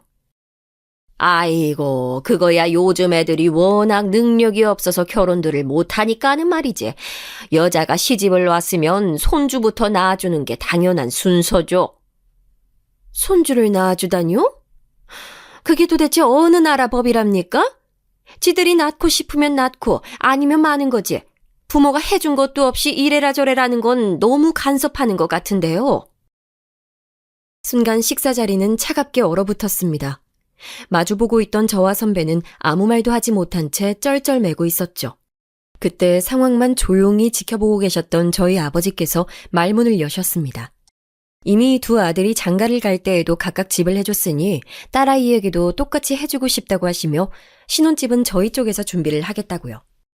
저희 엄마는 머리가 지끈거리시는지 손으로 이마를 짚으셨고 선배 부모님께서는 그렇게 해주시면 아이들이 시작부터 얼마나 안정적으로 지낼 수 있겠냐며 상견례를 시작한 이후 가장 밝은 얼굴로 좋아하셨습니다. 저와 선배 얼굴은 뜨겁게 달아올라 있었고요. 저는 물론 선배와 너무도 결혼을 하고 싶었습니다. 하지만 상견례를 하고 난 이후 왜인지 기분이 좋지 않았습니다. 상견례가 끝나고 저희 어머니는 아버지에게 그런 얘기를 뭐하러 했냐 화를 내셨지만 아버지께서는 둘이 좋아 결혼을 하겠다는데 집이야 누가 됐든 해줄 수 있는 사람이 해주면 되지 않겠냐 하시며 그게 고마운 줄 알면 선배도 제게 더 잘하고 시부모 될 사람들도 제 눈치를 조금이라도 보지 않겠냐 하시더라고요. 저는 그렇게 부모님의 걱정 속에 결혼을 정식으로 허락받게 됐습니다. 물론 상견례는 완벽하다 할 순 없었지만 그래도 결혼 준비를 하는 동안은 선배와 행복한 시간을 보냈어요. 마침 제 직장과 선배의 직장 중간 지점에 적당한 아파트가 있다며 아버지께서 일찌감치 알아봐 주셔서 계약을 했습니다. 평수는 크지 않았지만 그래도 주변에 공원도 있고 학교도 있으니 아이 하나 정도는 낳고 살 수 있을 정도의 집이라 생각했죠. 저를 시집 보내며 저희 부모님은 돈도 돈이었지만 이런저런 사소한 것들까지 신경 쓰시느라 바쁘셨지만 선배의 부모님께서는 마치 남의 일처럼 아무 관심이 없으셨습니다. 저는 딱 한 번 선배에게 부모님께서는 결혼 준비가 궁금하지 않으신 것 같다고 물었었는데 선배는 아무래도 당신들이 해줄 수 있는 게 없다 보니 그런 것 같다면서 오히려 선배는 그런 부모님이 안쓰럽다고 하더라고요.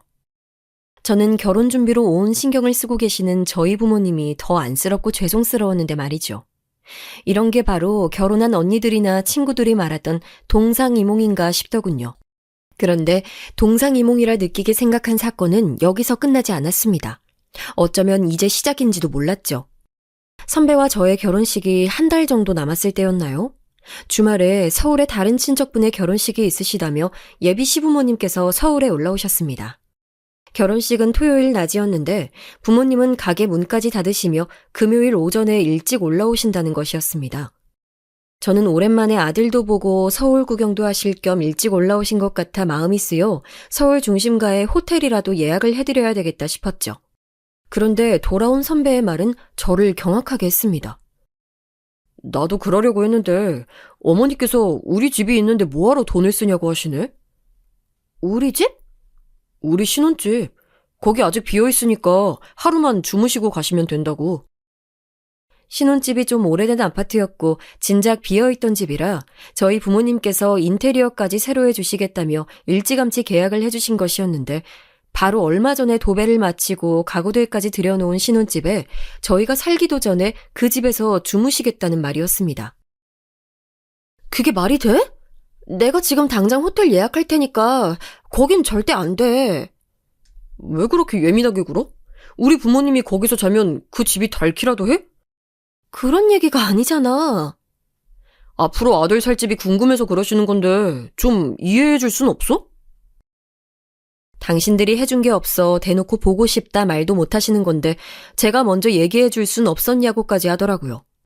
저는 제게 이렇게까지 말하는 선배의 모습도 너무 낯설었고 자꾸만 자신의 부모의 입장에서만 얘기하는 것도 받아들이기 힘들었습니다. 혼란스러움에 아무 말도 하지 못하고 있는 제게 선배는 그럼 알았다며 그냥 본인의 자취방에서 부모님을 재우겠다고 하더라고요. 저는 졸지에 시부모님을 무시하고 문전박대한 못된 며느리가 된 것만 같았습니다. 살면서 이런 기분은 처음이었죠. 저는 할 수 없이 집에 가구만 있지 아직 가전제품도 없어서 지내시기 불편하실 거라는 생각에 그런 것이라고 말을 돌렸습니다.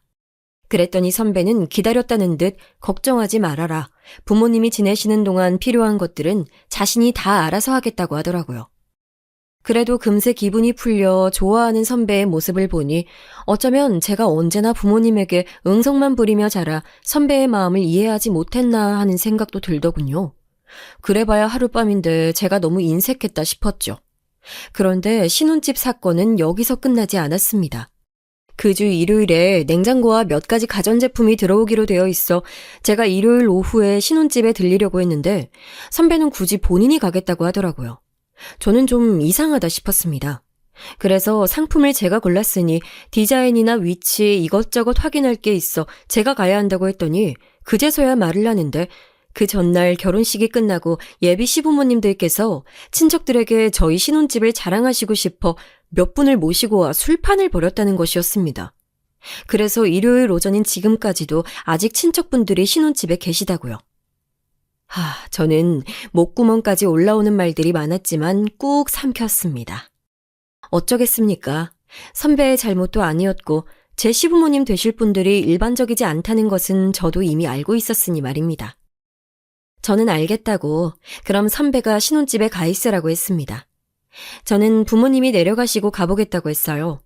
제가 신혼집에 가지 못할 이유는 없었지만 지금 이런 기분을 하고 예비 시부모님까지도 모자라 난생 처음 보는 친척분들 앞에서까지 아무렇지 않은 척 웃을 수는 없을 것 같았거든요.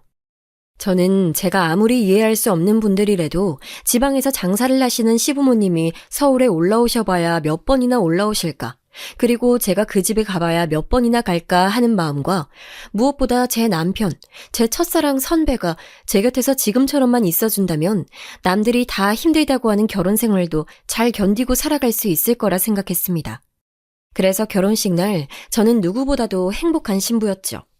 부모님을 보며 우는 신부들을 많이 봐왔지만 제 얼굴에는 결혼식이 끝날 때까지 웃음이 끊이질 않았어요. 어머니와 아버지가 서운하다 하실 정도로요. 그렇게 제가 꿈꿔왔던 신혼생활이 시작됐습니다. 친구들도 모두 다 저를 부러워했어요.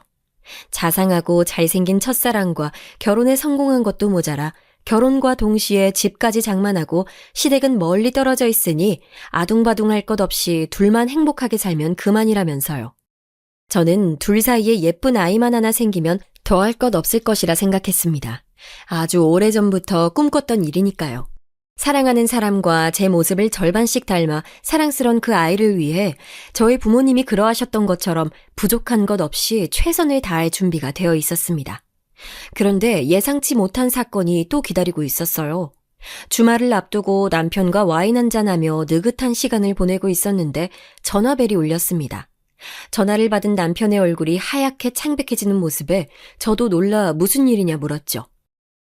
부모님께서 지금 서울이시래. 다급하게 나가려 겉옷을 챙겨 입는 남편에게 이 밤중에 서울엔 무슨 일로 오셨냐 물었더니 남편은 아무래도 심상치 않다며 우선 집으로 모셔와야겠다고 하더군요. 저는 남편이 나간 뒤 작은 방에 이불과 베개를 준비하며 뛰는 가슴을 애써 진정시켰습니다. 무슨 일이길래 이 밤에 서울에 올라오셨을지 혼자 불안한 상상의 나래를 펴는 사이 집에 도착하신 시부모님의 짐은 생각보다 많았습니다. 마치 한밤중에 야반도주라도 한 사람들처럼요. 그런데 제 예상이 맞았습니다. 저희 시부모님께서는 한밤중에 야반도주를 하신 게 맞았어요. 처음부터 식당은 장사도 잘 되지 않았고 애초에 빚을 지고 차린 식당이었으니 가게를 하면 할수록 계속 적자였답니다. 우리가 그렇다고 아무것도 안 해본 게 아니야. 메뉴 개발도 하고 홍보도 하고 다 해봤는데. 고생하셨어요. 그럼 가게랑 집은 어떻게 하고 오셨어요? 매일같이 빚쟁이들이 쫓아와서 돈 갚아라 난린데 거기 있을 수가 있어야지. 있는 대로 가게도 빼고 집도 다 뺐어. 시어머니는 자신이 어쩌다가 이런 망신살이 꼈냐며 이 모든 게 다 시아버지 탓이라며 울고 계셨지만 저는 이야기를 듣는 내내 그럼 정말 돈 한 푼도 없이 맨몸으로 서울에 올라오셨다는 말이었으니 앞으로 시부모님이 지내실 곳이 없다는 것에 걱정이 앞섰습니다. 그런데 역시나 남편은 울고 계신 어머니가 너무도 안타까웠는지 어머니의 손을 꼭 잡으며 안아주더군요. 그리고는 하는 말이 걱정 말아라. 자식이라고는 아들 하나인데 제가 설마 어머니를 갈 곳도 없이 두겠냐 하더군요. 저는 도저히 머리가 아파 그 자리에 앉아있을 수가 없었습니다. 이러다간 졸지에 신혼 1년도 되지 않아 시부모를 모시게 생겼으니까요. 저는 오늘은 너무 늦었으니 주무시고 내일 다시 얘기하자 말하고는 방으로 들어왔습니다. 그런데 부모님을 방까지 안내해드리고 방으로 들어온 남편은 머리가 아파 눈을 질끈 감고 있는 제 곁으로 다가와 한다는 말이 그래도 부모님께 안방을 내어드려야지 어떻게 먼저 안방으로 들어오냐는 것이었습니다. 저는 정말 생각지도 못한 말이었습니다. 저는 당연히 이 집은 우리 집이니 자연스럽게 안방으로 들어온 것이지 별 생각 없이 한 행동이었다고 말했죠. 그런데 남편은 굳이 이런 상황에서 하지 않아도 될 말을 하더군요. 전부터 말하고 싶었는데 자기 부모님께서 자기를 너무 오냐오냐 키우신 것 같아. 그래서 그런지 어른들 대하는데 좀 부족한 부분이 있어. 저는 순간 지끈거렸던 머리 위에 팔팔 끓는 주전자라도 있는 것처럼 머리가 터져버릴 것 같았습니다. 남편이야말로 아직도 저를 대학 때 후배 대하듯 하고 있는 것 같았어요. 당신이야말로 지금 그런 말이 나와? 어머님, 아버님은 어떻게 저렇게 무모하셔? 갑자기 저렇게 다 정리하시고 올라오시면 어쩌자는 건데? 참아보려 했던 감정이 결국 터져버리고 말았습니다. 혹여나 작은 방까지 들릴까 저는 숨죽여 말했지만 제 말에 남편의 얼굴은 이미 일그러져 있더군요. 분이 풀리지 않아 씩씩거리고 있는 제게 남편은 당연히 부모님의 상황이 나아질 때까지 같이 지내야 하는 게 당연한 거 아니냐고 하더군요. 저는 그게 어떻게 당연하냐 따져 물었지만 저희 부모님에게 같은 일이 일어나도 자기는 똑같이 할 거라고 하더군요. 저는 기가 찼습니다. 저희 부모님께는 그런 일이 일어나지도 않을 뿐더러 엄연히 이 집은 저희 부모님이 사주신 집이었으니까요. 저는 말이 통하지 않는다고 소리를 냅다 질러버리고 돌아 누웠습니다. 그리고 출근을 하는 대로 대출을 알아보든 어디서 돈을 빌려오든 해서 알아서 시부모님이 지내실 만한 곳을 알아보라고 했죠. 남편은 대답도 하지 않은 채 돌아 눕더군요. 뒤돌아 누운 남편의 뒤통수를 바라보자 저는 눈물이 왈칵 차올랐습니다. 제가 바란 결혼 생활은 이런 게 아니었으니까요. 그렇게 다음날 아침부터 본격적인 시부모님과의 합가 생활이 시작됐습니다. 정말 그 방법밖에 없었냐고요? 저도 정말이지 이 말도 안 되는 상황에 미쳐버릴 노릇이었습니다. 그 전날 눈물을 펑펑 쏟으시던 시어머니는 어디 가셨는지 다음 날부터 곧바로 적반하장으로 나오셨습니다. 아유, 방이 좁아서 그런가 잠을 잔 것 같지도 않네. 잠자리가 불편하셨어요? 잠자리만 불편했겠니? 네가 우리 아들 쥐잡는 소리에 내가 서러워서 한숨도 못 잤지. 아, 그게... 아무리 그래도 너도 잘난 내 아들 덕분에 먹고 살면서 시부모가 좀 왔다고 그렇게 남편을 잡니? 어머니, 저도 제 일이 있어요. 둘이 같이 꾸려나가는 거지. 어머, 얘 좀 봐. 꼬박꼬박 시어머니한테 말대꾸나 하고. 됐고, 빨리 아침이나 차려. 배고파 죽겠다. 저도 출근이 늦어서 지금은 나가봐야 해요. 너 지금 돈 번다고 유세떠니? 우리가 아무리 가진 게 없어도 그렇지 어떻게 그렇게 대놓고 시부모를 무시하니? 어머니, 그런 게 아니에요. 제가 정말 늦어서. 됐다. 돈 좀 있다고 부모가 얼마나 없는 사람들 멸시하는 걸 보면서 컸으면 이래서 가정교육이 중요하다니까. 어머니의 말에는 제가 끼어들 틈이 없었습니다. 그러고는 자신들도 서울에서 먹고 살 방법을 찾을 때까지만 이 집에서 신세를 지는 것이고 생활비도 꼬박꼬박 줄 테니 걱정하지 말라면서요. 저는 도저히 할 말이 없어 어머님 편하신 대로 하시라고 얘기하고는 집을 나왔습니다. 저를 따라 나오는 남편의 얼굴을 보고 싶지 않아 그대로 택시를 타고 곧바로 친정으로 가버렸습니다. 부모님께 어젯밤에 있었던 일부터 결혼 전 친척들까지 끌고 와 저희도 없는 신혼집에서 술판을 벌인 일까지 몽땅 다 얘기를 해버렸죠. 저희 부모님은 애초에 상식이 없는 사람들인 건 알고 있었지만 무슨 그런 사람들이 있냐며 화를 내셨습니다. 그 와중에도 저는 제 남편까지 부모님에게 미움받는 것은 원치 않아 남편에 대해서는 쏙 빼고 얘기를 했죠. 그래도 저는 속에 있던 말을 조금이나마 하고 나니 속이 시원해지는 것도 같았습니다. 그런데 그때 오랜만에 먹은 집밥이 뭐가 이상했는지 속이 좋지 않더군요. 저는 그대로 화장실로 직행했고 먹은 것을 모두 다 토해냈습니다. 지금껏 체해본 적 없는 제가 이런 모습을 보이니 어머니도 심상치 않음을 느끼셨죠. 너 설마... 저는 그대로 어머니의 손에 이끌려 산부인과에 갔습니다. 그리고 타이밍도 우습게 하필 이럴 때 임신 사실을 알아버리고 말았죠. 어머니는 이 일을 어떡하냐며 안타까워하셨지만 저는 어쩌면 운명일지도 모르겠다고 생각했어요. 제가 그토록 사랑했던 남편을 미워하게 될까봐 하늘에서 제가 그토록 원했던 아이를 주신 거라고요. 어머니는 제 말에 답답해 하셨지만 저는 그렇게 이제 막 사주가 된 뱃속의 아이의 초음파 사진을 들고 다시 집으로 향했습니다. 그리고 제 아이와 남편, 세 사람의 행복을 위해 전보다 더 열심히 살았죠. 임신한 몸을 하고 새벽에 일어나 시부모님 식사를 차려드리고 출근을 했고 회사 일에도 충실했습니다. 그리고 최대한 시부모님의 신경을 건드리지 않기 위해 노력했습니다. 괜한 문제가 생겨서 시부모님과 사이가 틀어지면 그게 다 제 스트레스로 아이에게 좋지 않은 영향을 미칠 게 뻔하니까요. 제가 잘하면 잘할수록 시어머니의 만행은 날로 심해지는 것 같았지만 버텨야 했습니다. 그리고 혹시나 친정에 얘기하면 이혼 얘기를 하실까봐 일체 말하지 않았습니다. 제 뱃속엔 가장 소중한 아이가 있었으니까요. 그렇게 10개월을 버텼고 저는 새벽에 진통을 느끼고 병원에 갔습니다. 행복이라 생각했던 출산은 생각보다 버거웠습니다. 10시간을 넘게 진통했지만 도무지 아이가 내려오지 않아 결국 수술을 하게 됐죠. 수술을 결정하고도 저는 성치 않은 몸으로 시어머니의 잔소리를 걱정하고 있었습니다.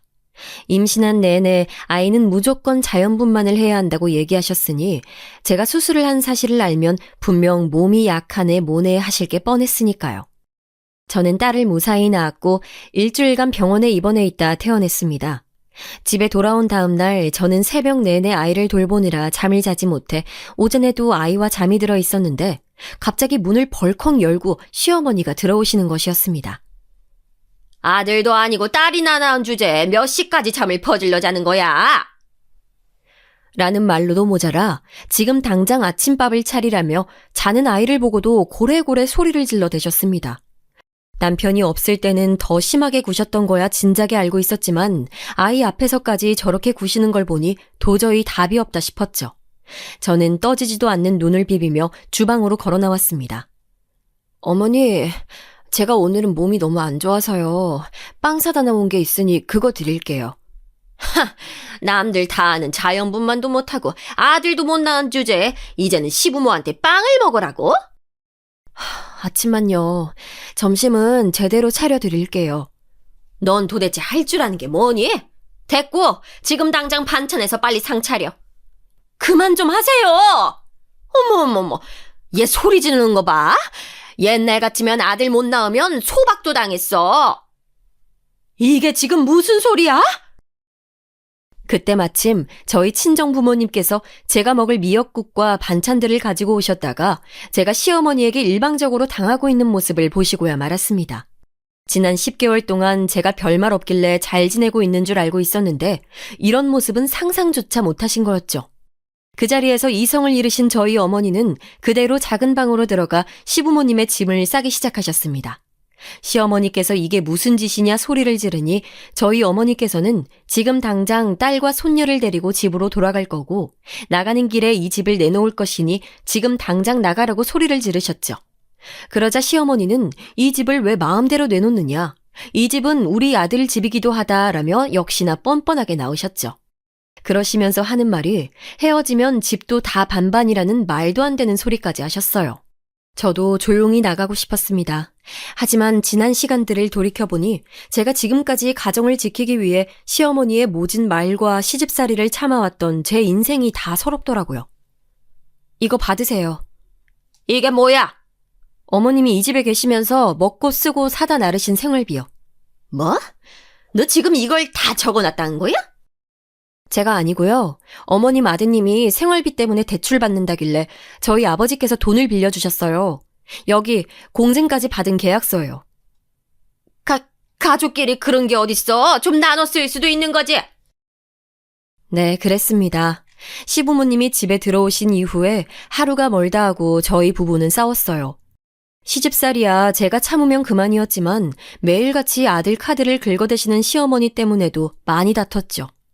시어머니의 씀씀이를 제가 감당할 수 없다고 화를 내자 남편은 너무도 당당하게 앞으로 시부모님의 생활비는 자신이 알아서 하겠다고 했고 결국은 대출까지 받아야 하는 상황에까지 놓이게 돼 저희 아버지에게 또 손을 벌리고야 말았죠.